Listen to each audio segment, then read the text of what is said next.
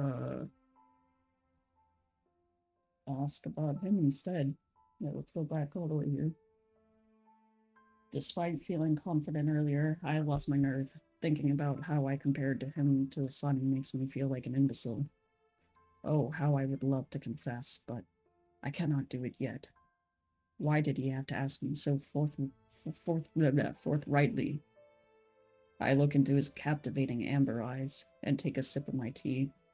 I can't bear to lie to him. All I can do is avoid his inquiry by subtly changing the subject. Oh, but where are my manners? I haven't even introduced myself yet. My name is... Shh. Before I realize it, he's put his finger to my lips. Our first touch. I can't suppress the faintest flutter of my heart. The chill of his cold skin lingers on my lips even when he moves his hand away. It's not important. Not yet. I'll get to know you in many ways, and this one will be the last. I knew that there was something more to him from the first moment I saw him. My fascination with him is only heightened by these mysterious digressions. Very well. I'll oblige you. In return, will you tell me your name? Virgilius. Virgilius de Lanceroy. Okay. Virgilius, it is a pleasure to make your acquaintance. He sheepishly nods his head. I let his name swish around the inside of my mouth like wine. It's pleasant. Have you been living in the city for long? Oh, so very long. Longer than I can be bothered to remember. Tell me, have you ever tried to leave? Me? Leave? Where to? I mean, based on what I've heard, the journeys past these city walls spells certain death for someone like me. I have, I have tried. It's not the journey that is impossible. It's the very act of stepping outside the city walls. Some dark force wraps itself around me enough to make me stagger and suffer, but never enough to kill. So, like you, I have been stuck here, wanting nothing more than to leave, yet not knowing how. My eyes widened with curiosity. I've never heard of anyone who has tried to leave this place. We all resign ourselves to our hopeless fate and do nothing but pray to the one Lord that things will change, but they never do. Everything only falls into further disrepair. Yet still, I cannot shake that small grain of hope that embeds itself into my heart. I want to know what he has found. I lift my cup to take another sip of my tea. But I feel myself growing hazy, and my attention slips.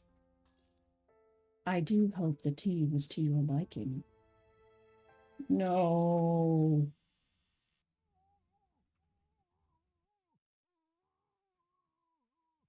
Mm-hmm.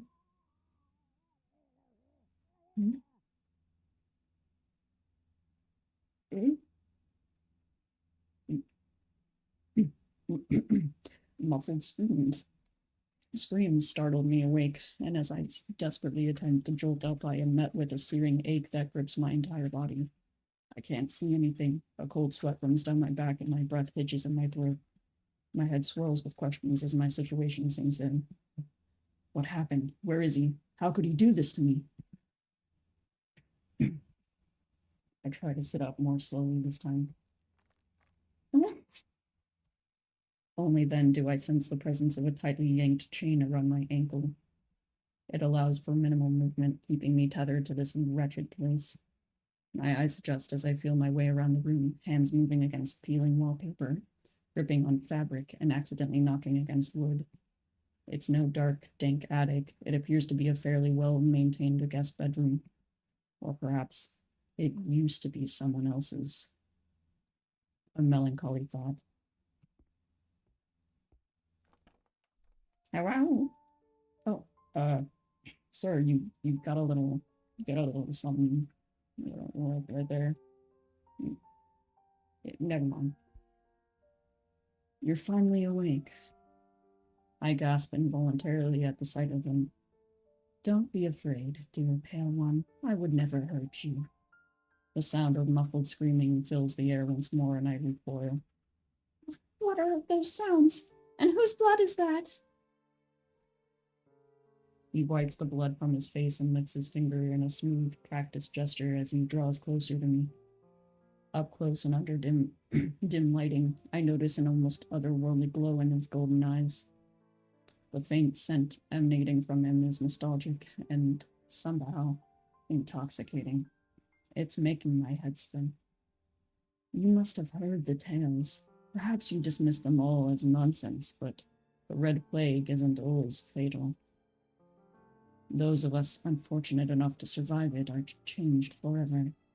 It is blood, and blood alone, that sustains us. Oh.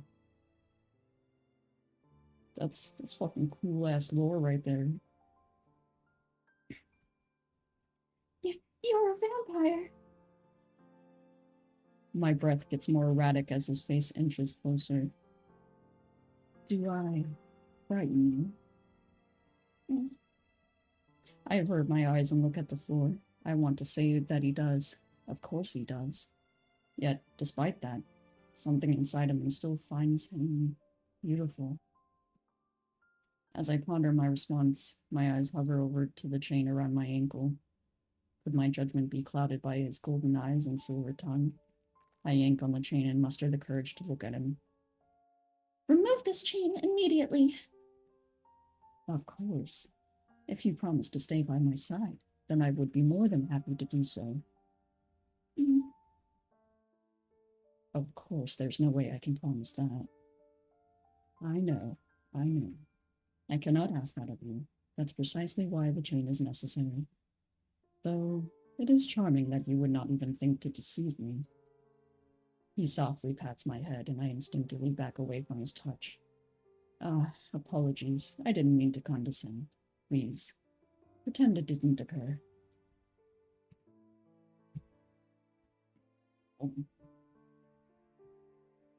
Why did you do this to me?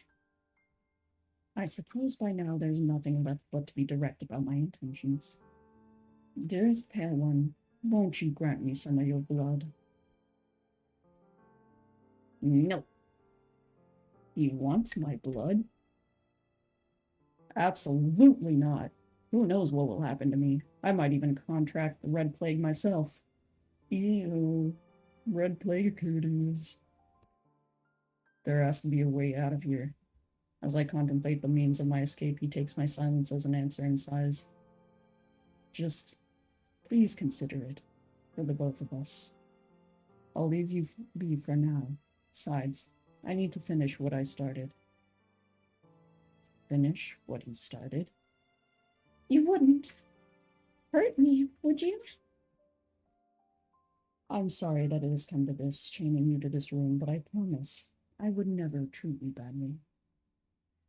I need you. Please make yourself at home. This room is yours to do with as you please. As he starts to walk away again, I follow him for as far as my chain allows. Why am I doing this? Why do I yearn for him? I thought I was scared, but I don't know what to think anymore. Logic seeps through my fingers as my heart bounds after him. Standing in the doorframe, he turns around. For you to approach me this time. The fates have aligned, I'm sure, and for that, I am grateful. Thank you, my dear Pale One. Suffocating loneliness envelops the deep, dreary room once more. I make my way back to the meticulous made bed and slump down. Could I have known this would happen? What am I going to do? What can I do? The screams Sir, do you mind? The screams I heard in the distance grow louder and louder until they eventually stop, leaving in their wake a deafening silence more oppressive than their noise ever was. Yikes. Good morning, dear Pale One. Will you offer me your blood today? Uh...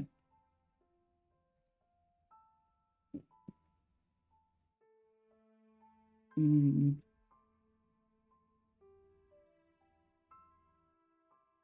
Let's just go all out on refusing this time. I have a feeling it'll lead to a bad ending. Very well then. I will see you again tomorrow. Good morning, dear Pay One. I hope you slept well. Will you offer me your blood today? Nope. Nope. Tomorrow awaits us then.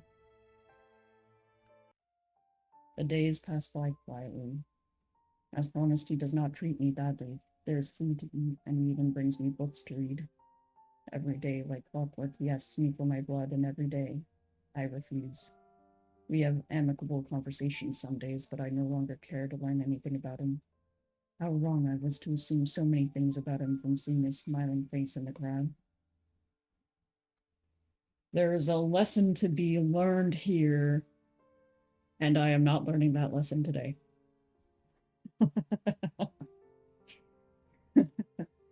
All I want is to leave this place. That empty life I wanted to escape has become my dearest dream.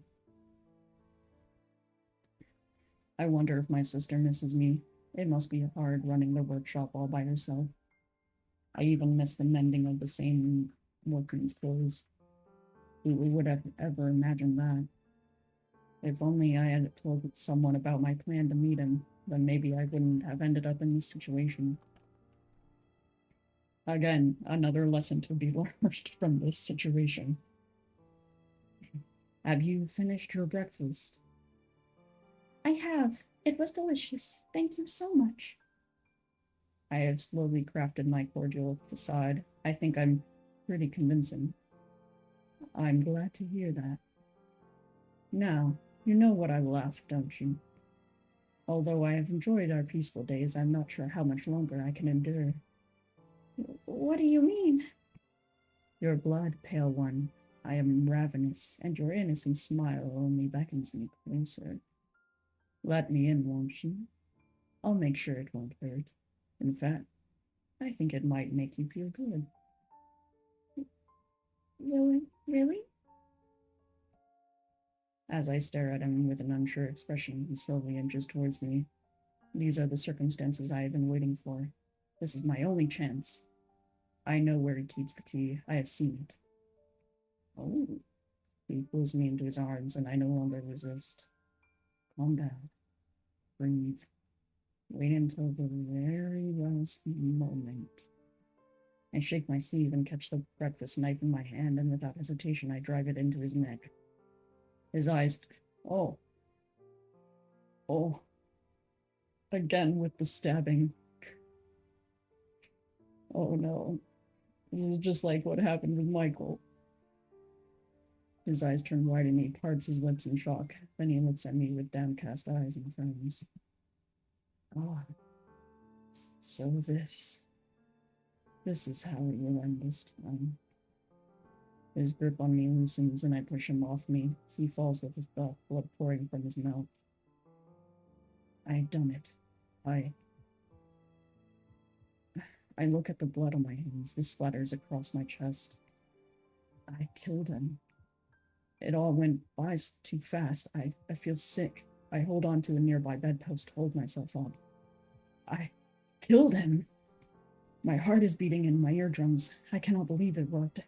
I expected more resistance, but it seems he's resigned to his fate. Somehow I choke up, struggling to breathe. No, why am I feeling this pity? He's chained me here against my will. He deserves no pity. I have to get out. I cannot breathe in here.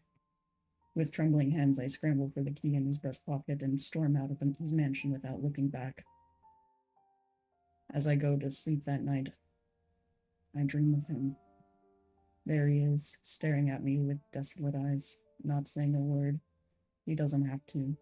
My guilt festers under his watchful gaze all the same. For nights after that, I can't escape his haunting face. I'd wake up in a cold sweat, wondering if I had done the right thing. Yeah. Can't imagine that you'd be sleeping well after that. Other nights, when the fates feel kind, I dream of being in his arms.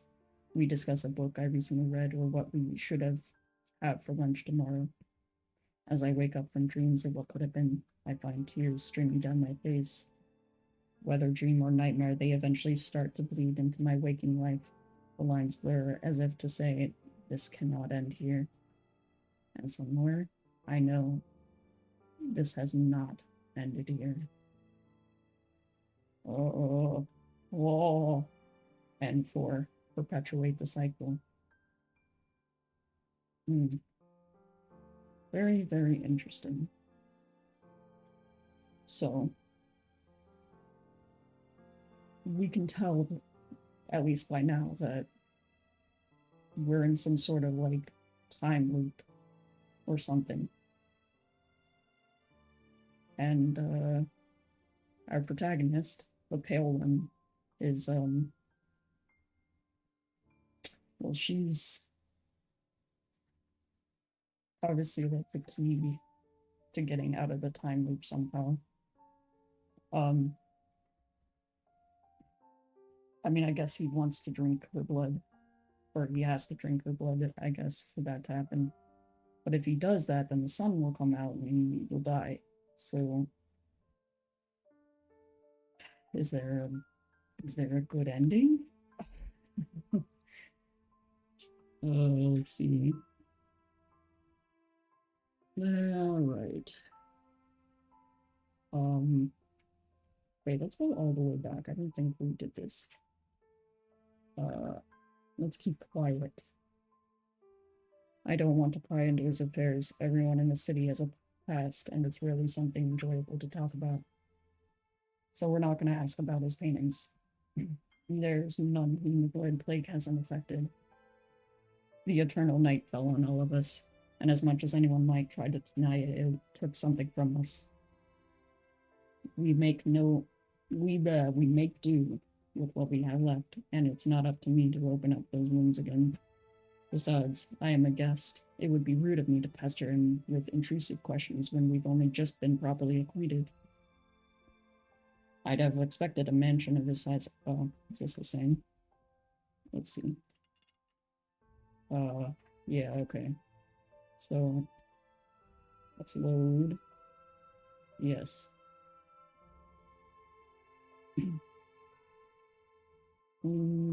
Ask what will happen if you say no. If I refuse, will you take more innocent people's lives only to prolong your own? You misunderstand. They're not people. Surely you have realized it by now. Here, where darkness reigns and emptiness echoes, we are the only survivors. They're lost to the cycle, Pale One. They trudge on, possessed by something akin to instinct, but there is no soul left within. I find myself at a loss of words. I cannot deny that I have thought the same thing he has, but it isn't right to reduce humans to nothing so easily. How can he, how can we know what goes on in their minds? Excuse me. How can you be so sure? Is it not more arrogance to put yourself above everyone else like that? I am entirely certain. Pale One, if we have walked through the same streets, come across the same husks, then we both bear witness to that fact. But it's just like you to still think of them as human, as beings that still have hopes and dreams. I'm glad to see you still have that infectious optimism. It warms my heart. Good morning, dear Pale One. I hope you slept well. Will you offer me your blood today? All right. Ask why he wants it. Why do you want our blood? I could tell you the answer, but you would not believe me. You never do. Let's promise to believe him. Then I promise to believe you. That's not an easy promise to keep. Mm. Tell me, pal one, would you want to save the city if you could? To put an end to the eternal night? If we could bring things back to how they were, then surely that would be better. But they've tried so many things. It's nigh impossible to solve a problem if you don't know the cause.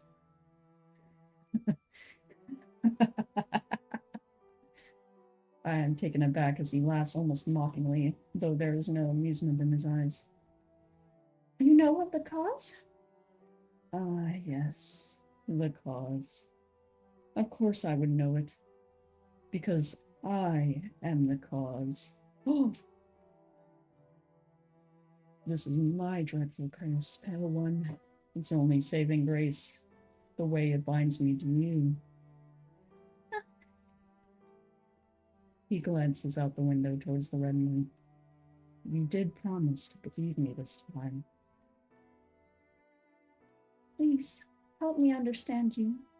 Help me understand this curse. He closes his eyes and takes a moment to think of what to say, then looks at me with conviction. The flow of time is distorted in this place, which is why we cannot leave. We live in a pocket of the world governed by its own laws. Time folds and loops in on itself over and over and over again. It's not something the human mind was made to bear.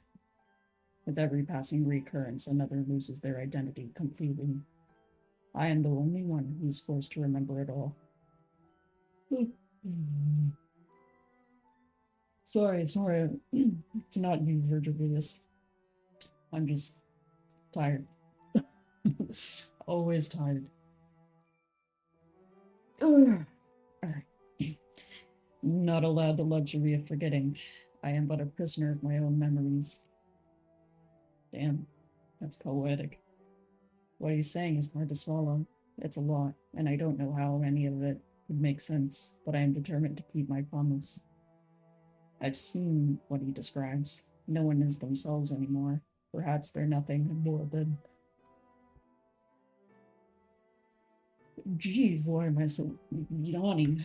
Oh.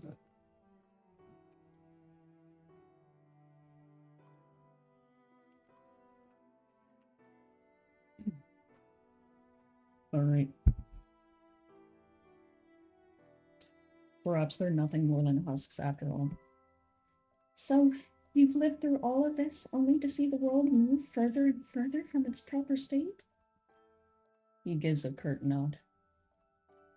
I would like to believe that things do get better, that this city will be saved one day, but that hope is becoming increasingly difficult to hold on to. The more I ponder it, the more it feels like a lost cause. I mean, what is the point in dousing a house that has already turned to ash? Even if we were to lift this curse, what is left to arise from its shadow? But you're the only constant. Your pure soul is enough to withstand the weight of time piling up.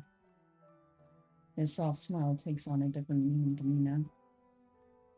He must have lived in the loneliest of worlds. If all he lives through isn't real to anyone else, then how could anyone else feel real to him? I've tried to approach you countless times, but somehow we are fated to end each other. Poppy! Hey! I joined the stream only to get rizzed as soon as I did. Yeah. Oh, man. I think we're about to wrap this up, actually. I think we finally found the good route, but, Virgilius here is just explaining to us that we're in this weird, like, time loop pocket dimension, and, where it's always nighttime and everyone has just turned into husks of their former selves, except for us two. And he says that he's the reason for the curse, but our blood is the cure or the key to uh, uplifting it. So, And we just promised to believe him. He said that he's told us this many times, and we never believed him. No reason, just popping by, having exam solved anyways. Oh, alright. Well, I am exam. Okay, yeah, so good luck with that. And yeah, I hope it goes well. Thanks for stopping by.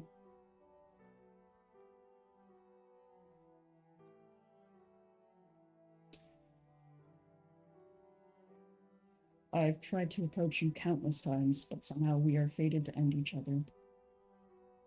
Yeah, fun. I'll try to catch the VOD. Alright. Yeah, that'd be nice. Oh.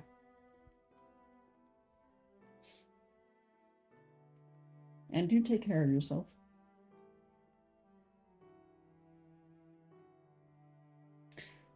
Then time rearranges without a care, and I am the only one who remembers what we've been through. In recent cycles, I have kept my distance, for it hurts more to be with you than to simply watch from afar. That way, I thought, I could be content seeing you about your day, seeing you alive and untainted by my deeds. And me, I'm nothing but a shadow of the man I once was. I too have lost myself through, though not like the others. Their fate might be merciful compared to mine.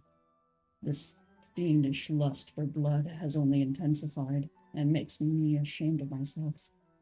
I grasp his shaking hand in mine, overcome with the desire to ease his suffering. Who would ever make up such a story as this? Why only tell me now? I am holding on to my promise in the deepest recesses of my heart, and that means discarding any doubt. Have you told me all this many times before? It must not be easy to stay kind and patient when all your actions are brought to naught time and time again. And no one else remembers any of it the next day. I have tried to tell you many a time, but without the right lead-up, it is doomed to fail. You might run from me or retaliate in violence. Sometimes you make fun of me, other times you grow frightened. I've seen almost every face you can make. But this kind of occurrence is rare. You looking at me with kindness is in many ways my greatest relief. But it's not new. It has happened before, a handful of times. Those loops are the most painful. I grow attached to you only to lose you. That fated loss has not been overturned. So this time, too, I'll resist the temptation to hope. My fingers trace the lines on his palm as he speaks. He does not stir, so you must not mind it. All I can do is listen in awe and hope that my warmth reaches him. But I am being unfair. I am only manipulating you by telling you one side of this tale. Pale one, my dearest. Inside of me, another impulse tugs at my sanity. I can feel that unwavering need crawling under my skin, begging to be sated. I wish not only to have you for myself, more than anything, I wish to ruin you. Whoa. Whoa. Whoa. Okay, alright, come on. Let's keep it PG-13 in here. Knowing our inevitable final destination, why not let me be merciful and end you myself, knowing that it is out of love? Seeing you twist up and contort in pain, or letting you submit to the wiles of something primal and terrible, crushing the one good thing left in this miserable nightmare. I know that it is all temporary, so why bother with decency anymore? Nothing means anything, and shame ceases to exist. Wait. Sir, this is reminding me way too much of Steins Gate. Oh my god. And not the anime either, apparently. I mean, I've never played the game myself, but I've seen the anime, and with a friend, and they told me that the game gets really, really dark. But yeah, so that's terrifying. Sir, let's not throw away decency, please. I would like to keep our decency. Thank you very much. Please. It's no more real than a fairy tale to anyone but me. My downfall is mine alone to witness. As he speaks, he grips my hands tightly. His nails dig into my skin, but not enough to draw blood. I call your bluff. You're testing me. You're trying to scare me off before you find yourself actually caring again. None of this is a bluff, dear Pale One. It is all true. If you could see the fates I put you through, recall the things I have made you feel, you would not want me anywhere near you. You would loathe me. You're holding back even now, aren't you? Otherwise you would have forcibly taken my blood. Your dedication is admirable. And if it matters to you so much, show me those fates then. I want to remember. If we're the only ones who will live through this tragedy, then I want to be there for all of it.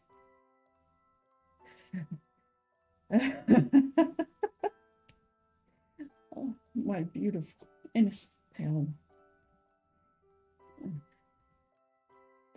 Why, I have yet to answer your question. In order to end this cycle of terror, I need your blood, for only yours can purify my curse. I have tried taking it forcibly, but it never works. You lose your purity.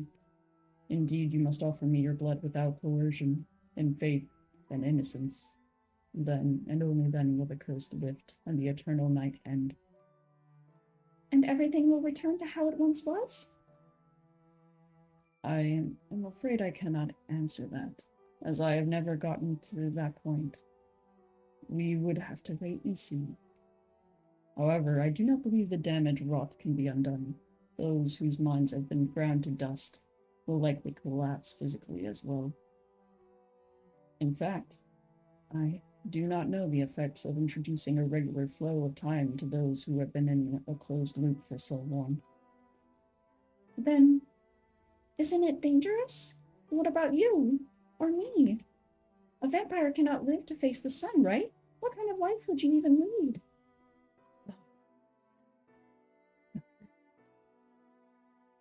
Would you believe me if I said I hadn't thought about it? This whole time I have been working towards an empty goal. I do not know what lies beyond it, but I have nothing else to try. That's not the right way for anyone to live. There has to be some point to all of this madness. How do you even know that this is the only solution? He told me. Who's he? I'll beat him up. The one who orchestrated this ordeal before he left. He told me that you were the key to all of this. I didn't understand the significance of any of it at the time. In fact, I didn't even realize what had happened. And here I thought that this was all your fault. He laughs humorously again. But I am a villain, all the same. Aren't you playing right into his hand by following his command? Don't you want to defy the one who took everything from you?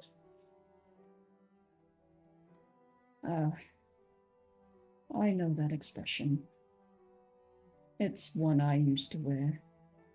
Of course, by the time I realized the inescapable gravity of my fate, I was furious. My rage was an inquenchable flame. But time dulls all senses, and there is no direction for this feeling. I took it out on you many times, but that only made me feel worse with each passing loop. Eesh. Of course, who knows how long it has been for him. Perhaps he himself can no longer keep track. The feelings of someone who might as well be an outsider hearing this for the first time can't begin to compare. I don't think it's right. Any of this. His acceptance of his role as some great evil is saddening. His acceptance of his role as some great evil is saddening. I won't have it. But what can we begin to do? I couldn't possibly care about lifting this city's burden. Now that I told you all this, it would be enough for me. It feels like some weight has been lifted off my shoulders. You truly are skilled at keeping your promises. It is but one of my many talents. Surely, through all this time, you must have seen them in action.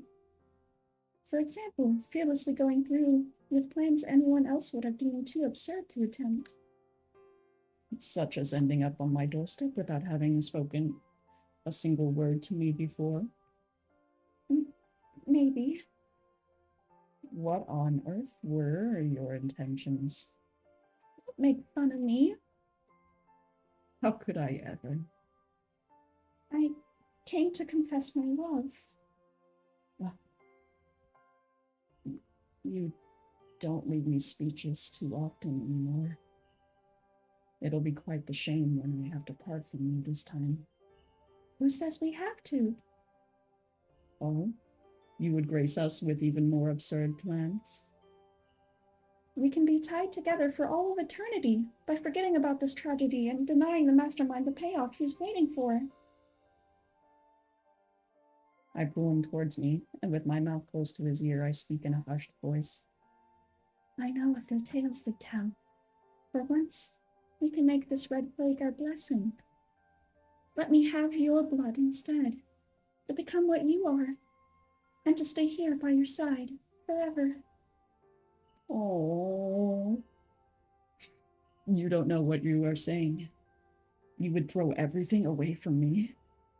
That is what I came here to do in the first place. In fact, what do you believe I am throwing away? There's nothing here, nothing left. Not for me, nor for you. I have tried to take control of my destiny many times. I have kept my distance in hopes it would afford you peace. I have lost hope entirely. But I suppose I have never tried submitting to your will. What do we stand to lose? Less than we stand to gain.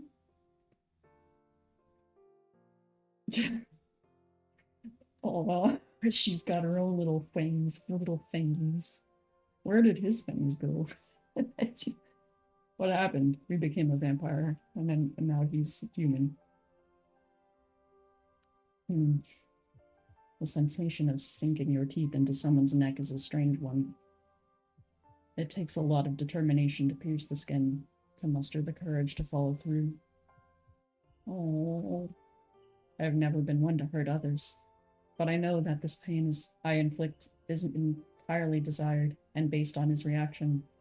I dare say it is somewhat pleasurable. Oh. It makes me happy.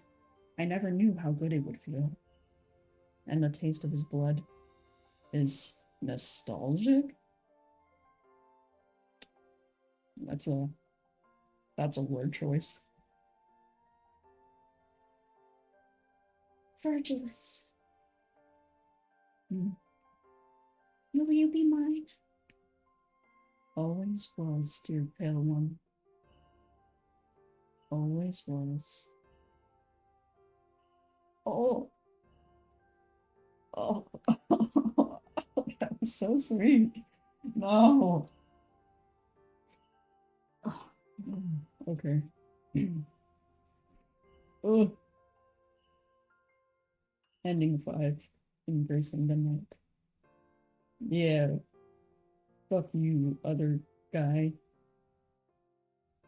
We're embracing this night, bitch.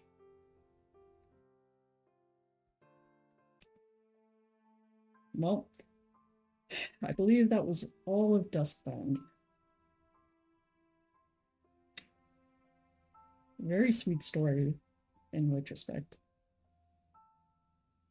Like, has a lot of those like yandere themes in the beginning and as it goes into different endings, but in that final ending, it really is like very, very interesting.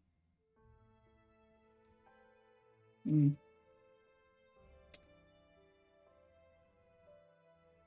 wonder if he'll ever get over his guilt. Or if he'll ever make it up to her.